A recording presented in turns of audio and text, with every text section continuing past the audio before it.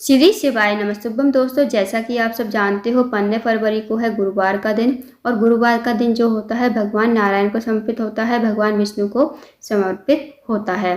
तो दोस्तों, यदि आपका गुरु ग्रह मजबूत होगा तो आपके सारे जो कार्य हैं टाइम पर होते चले जाएंगे। आपका विवाह सही समय पर हो जाएगा, आपकी जो शिक्षा है वो सही समय पर पूरी हो जाएगी और आपको नौकरी भी सही समय पर मिल जाएगी। आपको जीवन में हमेशा आपको सफलता मिलेगी दोस्तों। आपको किसी कार्य में कभी बाधा नहीं आएगी अगर आपका गुरु ग्रह मजबूत होगा। और साथ ही आपके घर में कभी लड़ाई झगड़ा नहीं होगा, आपके घर में सुख शांति समृद्धि बनी रहेगी। इसके अलावा दोस्तों, यदि आपका गुरु ग्रह कमजोर है तो आपके जो है हर कार्य में बाधा आएगी, अड़चन आएगी, आपको कभी जीवन में सफलता नहीं मिलेगी। आप नौकरी के लिए जाते हो, आपको सफलता नहीं मिलती है।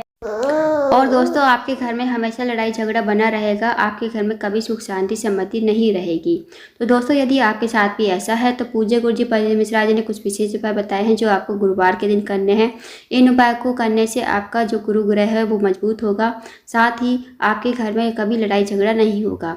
तो आइए दोस्तों, जानते हैं उपाय कैसे करने हैं। पहला जो उपाय है, यदि आपके घर में लड़ाई झगड़ा होता रहता है, बात बात पर झगड़ा हो जाता है, छोटी मोटी बातों पर झगड़ा हो जाता है, या हमेशा जो है आपके घर में कलेश बना रहता है, या आपके घर में जो है धन की बहुत ज़्यादा कमी है, व्यापार में वृद्धि नहीं हो रही है, या कोई विशेष मनोकामना है काफ़ी लंबे समय से पूर्ण नहीं हो रही है, तो इस विशेष उपाय को अवश्य कीजिए। इस उपाय को करने के लिए दोस्तों आपको लेना है 1 लोटा जल, साथ ही आपको लेना है 1 या 2 चम्मच घी। अब दोस्तों, इस उपाय को आप सुबह से लेकर शाम तक कभी भी कर सकते हो। अब इन्हें लेकर चले जाइए आप शिव जी के मंदिर में। शिव जी के मंदिर में जाकर सबसे पहले आपको 1 लोटा जल श्री शिवाय नमस्तुभ्यम कहते हुए शिवलिंग के ऊपर समर्पित कर देना है। और आपको इतनी धीरे जल चढ़ाना है ताकि आप 11 बार श्री शिवाय नमस्तुभ्यम का जाप कर सको। अब जो दोस्तों आपके पास घी है ना, वो आपको आपके अंगूठे की साथ वाली उंगली, जिसे तर्जनी उंगली कहते हैं, उस उंगली पर आपको घी लगाना है और माता असौसुंदी के स्थान पर आपको इस घी से लेपन कर देना है। अच्छी तरह से आपको माता असौसुंदी के स्थान पर घी से लेपन करना है। फिर आपको मन ही मन मनोकामना बोलनी है। जो भी आपकी मनोकामना है, आपके घर में लड़ाई झगड़ा होता रहता है, या घर में सुख शांति समृद्धि बिल्कुल भी नहीं है, या आपकी कोई विशेष मनोकामना है, चाहे वो धन से जुड़ी हुई हो, व्यापार से जुड़ी हुई हो, अपनी मनोकामना बोलिए। और आपको जो है इस उंगली को धोना नहीं है, ना ही आपको किसी कपड़े से साफ करना है। आपको ऐसे ही अपने घर पर आ जाना है। फिर जिस उंगली से आपने माता असौसुंदी के स्थान पर घी से लेपन किया था, उसी उंगली को आपको अपने घर के मेन गेट पर, मुख्य द्वार पर लगा देना है। फिर आपको अपने घर के अंदर प्रवेश करना है। इस उपाय को यदि आप करते हो तो आपकी जो मनोकामना होगी अवश्य ही पूर्ण हो जाएगी। आपके घर में जो भी लड़ाई झगड़ा होता रहता है बात बात पर, वो लड़ाई झगड़ा नहीं होगा और आपके घर में सुख शांति समृद्धि बनी रहेगी। तो दोस्तों, इस विशेष उपाय को अवश्य कीजिएगा, बहुत ही अचूक विशेष उपाय है। अब जानते हैं दोस्तों अगले उपाय के बारे में। यदि दोस्तों आपका कोई कार्य है बहुत दिनों से अटका हुआ है, आपकी कोई विशेष मनोकामना है काफ़ी दिनों से पूर्ण नहीं हुई है, या आपकी नौकरी नहीं लग रही है, आप कोई सरकारी नौकरी की तैयारी कर रहे हो, तो इस उपाय को अवश्य कीजिए।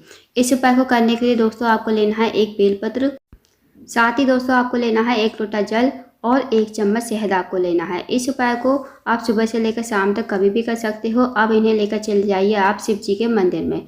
शिव जी के मंदिर में जाकर सबसे पहले आपको 1 लोटा जल बृहस्पतिश्वर महादेव का नाम लेते हुए और श्री शिवाय नमस्तुभ्यम का जाप करते हुए शिवलिंग के ऊपर समर्पित कर देना है। उसके बाद जो आपके पास बेलपत्र है, बेलपत्र की जो तीनों पत्ती होती हैं, जहाँ उनका मिलन होता है, बेलपत्र की जो 2 पत्ती होती है, उनके बीच में जो डंडी जाती है, उस डंडी पर आपको शहद लगाना है। अनामिका उंगली से 1 बूंद आपको शहद लगा देना है।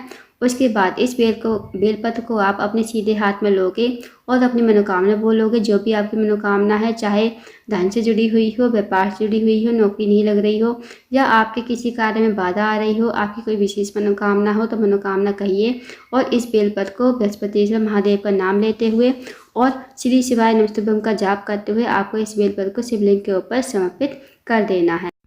और जो दोस्तों बेलपत्र की डंडी का मुख होगा ना, वो जलाधारी की तरफ रखना है। आपको इस बात का विशेष ध्यान रखें।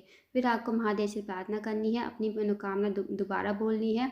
अपनी मनोकामना बोलकर भगवान को प्रणाम करके विनती करके आपको अपने घर पर आ जाना है। तो इस विशेष उपाय को अवश्य कीजिएगा दोस्तों, बहुत ही अचूक विशेष उपाय है। अब जानते हैं दोस्तों अगले उपाय के बारे में।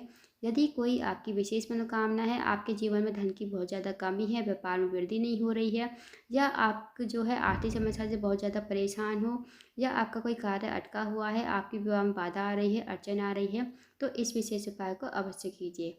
इस उपाय को करने के लिए दोस्तों आपको लेना है एक तांबे के पात्र में 1 लोटा जल, साथ ही आपको लेना है 1 चावल का दाना, 1 हरा मूंग का दाना और छोटा सा गुड़ का टुकड़ा।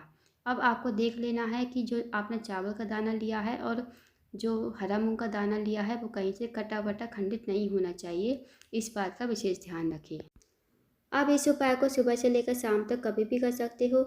अब जो दोस्तों आपके पास 1 चावल का दाना है, वो आपको चंद्रमौली महादेव का नाम लेते हुए लोटे के जल में ही डाल देना है दोस्तों।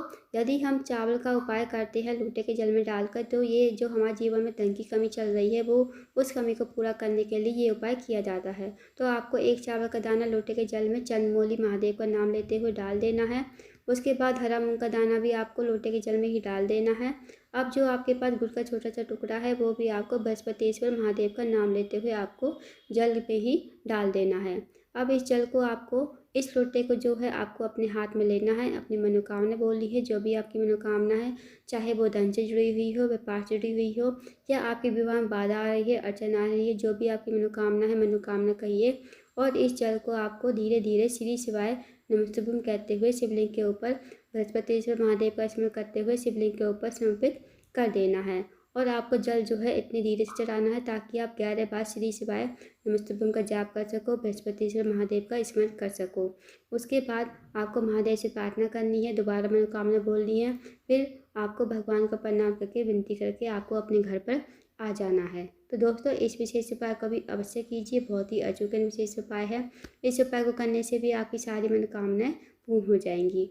तो इन विशेष उपाय को अवश्य कीजिएगा। तो दोस्तों ये थे कुछ विशेष उपाय जो आपको गुरुवार के दिन करने हैं। इन विशेष उपाय को अवश्य कीजिएगा। अगर आपको जानकारी पसंद आई हो, वीडियो को लाइक करना, शेयर करना, चैनल को जरूर सब्सक्राइब करना और कमेंट बॉक्स में श्री शिवाय नमस्तुभ्यम हर हर महादेव जरूर लिखना।